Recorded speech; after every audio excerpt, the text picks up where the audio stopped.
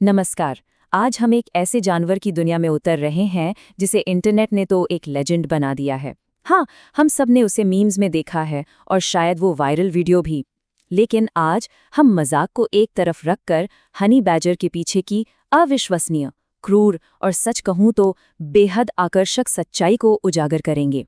और यकीन मानिए, इसकी असलियत किसी भी मीम से कहीं ज्यादा हैरान करने वाली है। हाँ, ये वो शब्द हैं जिसने हनी बैजर को रातों रात इंटरनेट की दुनिया का सितारा बना दिया।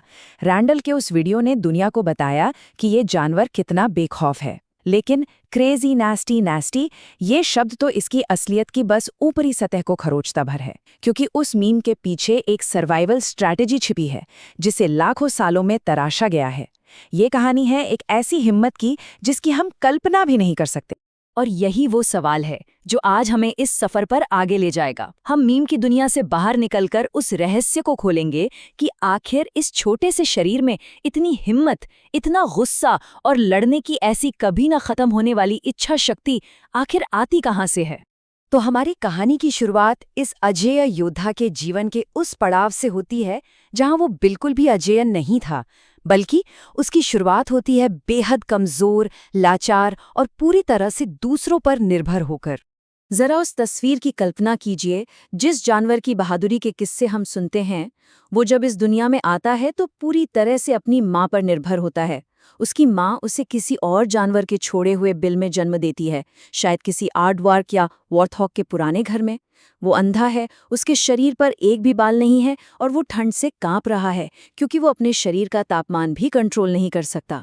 उसकी पूरी दुनिया बस उस बिल का अंधेरा और अपनी माँ की गर्मी है।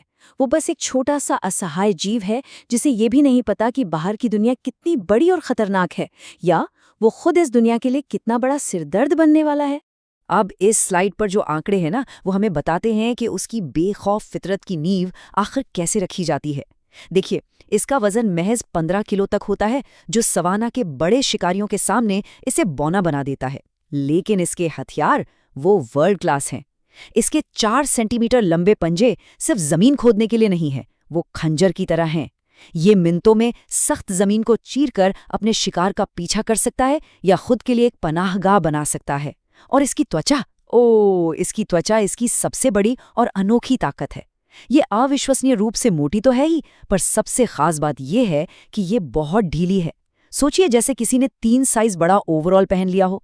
यही ढीलापन उसे किसी शिकारी के जबड़े में फंसे होने पर भी घूमने और पलटकर हमला करने की आज़ादी देता है, ठीक उसी पल जब हमलावर को लगता है कि उसने बाजी मार ली है। तो अब हम बैजर के बचपन की ओर बढ़ते हैं, एक ऐसा दौर जो बहुत क्रूर था, लेकिन यही वो ट्रेनिंग ग्राउंड था जिसने उसे जिंदा रहने के लिए तैयार किया। ये वो समय था जब उसने सीखा कि दर्द बस एक अस्थायी एहसास है जिसे नजरअंदाज करना जरूरी है। ये एक लाइन उस मूल सिद्धांत को बयां करती है जिसे हर युवा हनी बैजर को जिंदा रहने के लिए सीखना ही पड़ता है। ये कोई गहरी फिलॉसफी नहीं है, ये सवाना की क्रूर सच्चाई है। यहाँ कुछ भी मुफ्त में नहीं मिलता, इसलिए उसने सीखा कि अपनी जरूरत की हर चीज छीन लो, चाहे उसकी कीमत कितने भी दर्द या खतरे से क्यों न चुकानी पड़े। उसकी माँ उसे सर्वाइवल के मुश्किल सबक सिखाती है। पहला सबक मिलता है मधुमक्खियों से।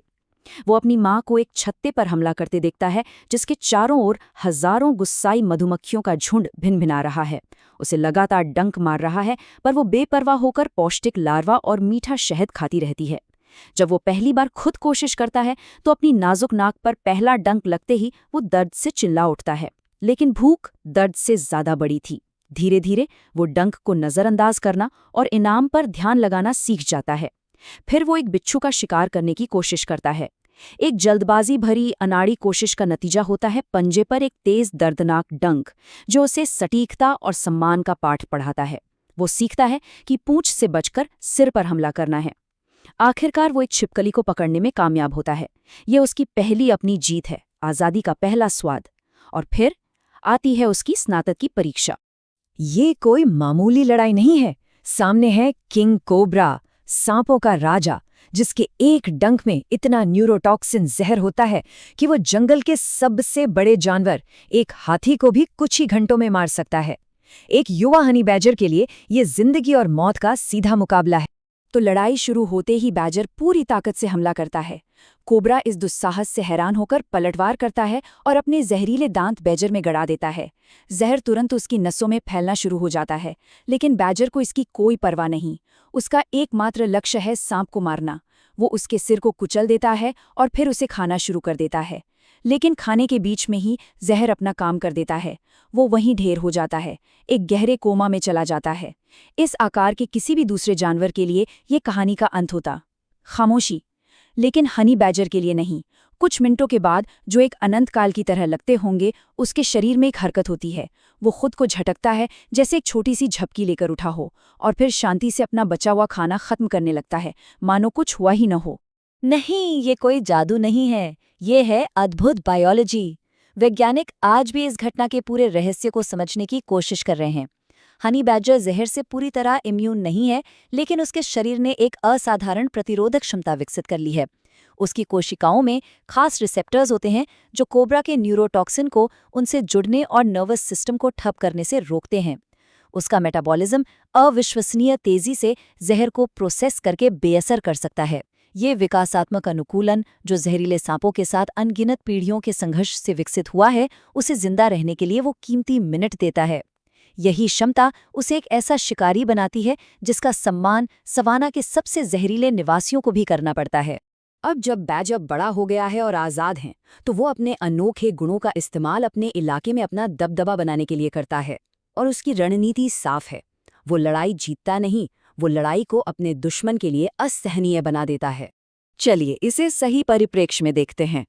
एक तरफ है 15 किलो का हनी बैजर, गठीला, मांसल और अथक, और दूसरी तरफ है 90 किलो का तेंदुआ, जो सुंदरता, शक्ति और कुशलता का प्रतीक है। उससे 6 गुना ज्यादा वजनी।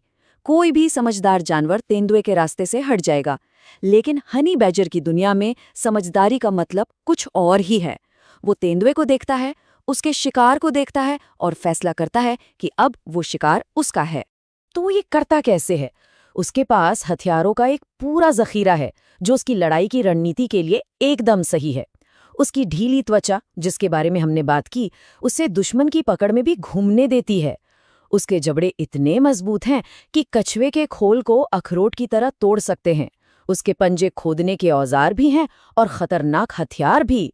और जब उसे घेरा जाता है तो वो एक अजीब खड़खड़ाने जैसी गुर्राहट निकालता है, एक ऐसी आवाज जो बड़े बड़े अनुभवी शिकारियों को भी संकेत देती है, ये लड़ाई तुम्हें बहुत महंगी पड़ेगी। लेकिन उसका सबसे बड़ा हथियार कोई शारीरिक गुण नहीं है, ये है उसका प्रचंड, कभी ना हार मानने वाला गुस्सा। और ये एक लाइन हनी बैजर की पूरी मानसिकता को शानदार ढंग से बयां करती है। उसका लक्ष्य सिर्फ जीतना नहीं है, उसका लक्ष्य है लड़ाई को इतना क्रूर, इतना थकाऊ और इतना दर्दनाक बना देना कि सामने वाला खुद ही हार मान ले और सोचे कि इससे उलझना ही सबसे बड़ी गलती थी। अब हम उस घटना पर आते हैं जो हनी बैजर की बेखौफ होने की प्रतिष्ठा को चरम पर ले जाती है।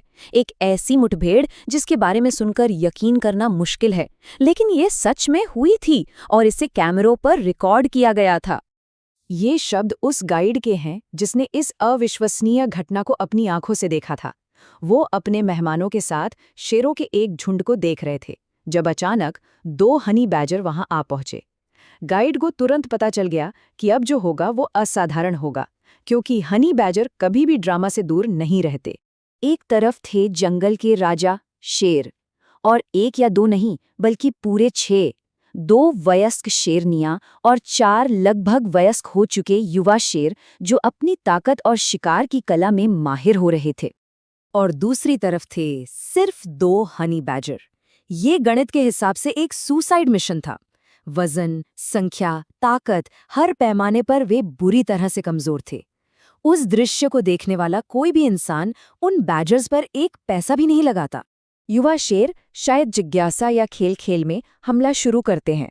बैजर तुरंत अपनी भयानक गुर्राहट के साथ पलटवार करते हैं। देखते ही देखते धूल, गुर्राहट और दांतों का एक बवंडर खड़ा हो जाता है। और फिर वो होता है, एक वयस्क शेरनी एक बैजर को पकड़ लेती है और अपना विशाल जबड़ा उसके चारों ओर बंद कर लेती है। ऐसा लगता है कि खेल खत्म हो गया। बैजर का छोटा शरीर शेरनी के मुंह में लगभग गायब हो गया है। ये एक मौत का फरमान है। इस पकड़ से बचना नामुमकिन है। लेकिन यहीं पर हनी बैजर अपना आखिरी दांव चलता है। अपनी ढीली त्वचा का फायदा उठाकर वो शेरनी के जबड़े के अंदर ही घूम जाता है और अपने दांत उसकी सबसे नाजुक जगह, उसकी नाक में पूरी ताकत से गड़ा देता है। दर्द इतना भयानक रहा होगा कि शेरनी चीख कर उसे तुरंत छोड़ देती है। और अब आता है सबसे अविश्वसनीय हिस्सा। वो बैजर भागता नहीं है। वो अभी अभी मौत के मुंह से बचकर निकला है, लेकिन भागने के बजाय वो घूमता है और शेरों पर फिर से हमला कर देता है। आखिरकार एक ऐसी लड़ाई के बाद जो बहुत लंबी चली और जिसमें बहुत ऊर्जा बर्बाद हुई, शेर हार मान लेते हैं। वो दोनों बैजर वहां से ऐसे चले जाते हैं जैसे कुछ हुआ ही न हो, और हम सिर्फ कल्पना कर सकते हैं कि वो शेर एक दूसरे को देखकर सोच रहे होंगे कि आखिर ये क्या बला थी। हनी बैजर की प्रतिष्ठा इतनी मजबूत है कि इसका असर सिर्फ उसके दुश्मनों पर ही नहीं बल्कि पूरे सवाना के इकोसिस्टम पर पड़ता है। दूसरे जानवर इसकी हरकतों का फायदा उठाना सीख गए हैं। हाँ, हनी बैजर सिर्फ एक शिकारी नहीं है, वो एक चलता फिरता अनजाने में बना इकोसिस्टम इंजीनियर है। जब वो शिकार करता है या खाना ढूंढता है तो वो बहुत गंदगी और उथल-पुथल मचाता है। वो कोई साफ सुथरा काम नहीं करता और यही उथल-पुथल दूसरे जानवरों के लिए मौके पैदा करती है। चलिए इसे ऐसे समझते हैं। सियार, जो मौका परस्ती के उस्ताद होते हैं, उन्होंने सीख लिया है कि हनी बैजर का एक सम्मानजनक दूरी से पीछा करना फायदेमंद है। वे धैर्य से इंतजार करते हैं क्योंकि उन्हें पता है कि बैजर एक गंदा खाने वाला है और हमेशा कुछ न कुछ टुकड़े पीछे छोड़ेगा। जब बैजर एक जहरीले सांप को खाता है तो सियार बचे हुए हिस्सों का इंतजार करता है। इसी तरह जब बैजर अपने मजबूत पंजों से जमीन खोदता है तो वो कीड़ों और छोटे जीवों की पूरी फौज को सतह पर ले आता है। आसपास के पक्षियों के लिए ये एक खुला बुफे है। वे बैजर को सारी मेहनत करने देते हैं और खुद आसानी से अपना भोजन हासिल कर लेते हैं। हर कहानी का, हर जीवन का एक अंत होता है। अब हम हनी बैजर के जीवन के आखिरी अध्याय की ओर बढ़ते हैं, जहां उसकी विस्फोटक ताकत कम हो जाती है, लेकिन उसकी बुद्धिमत्ता और उसकी विरासत हमेशा जिंदा रहती है। हमने उसके पूरे जीवन की यात्रा देखी है। जन्म के समय वो असहाय था। 1 साल की उम्र में उसने आज़ादी और लड़ना सीखा। 3 साल तक वो अपने इलाके का निर्विवाद राजा बन चुका था और 8 साल की उम्र तक वो एक अनुभवी योद्धा बन गया था, जिसने हर तरह की चुनौती का सामना किया था और जिंदा बचा था।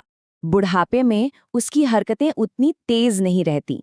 वो अब हर लड़ाई में सिर के बल नहीं कूदता, लेकिन ये डर का संकेत नहीं है, ये बुद्धिमत्ता का संकेत है।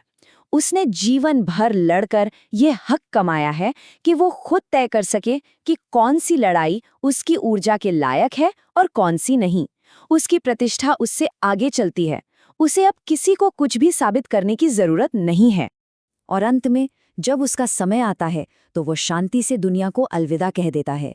उसने कोई स्मारक नहीं बनाया, कोई साम्राज्य खड़ा नहीं किया। उसे इसकी जरूरत भी नहीं थी, क्योंकि उसने अपनी जिंदगी अपनी शर्तों पर बिना किसी समझौते के जी, जिद्दी, बेखौफ और जिसे कोई रोक न सके।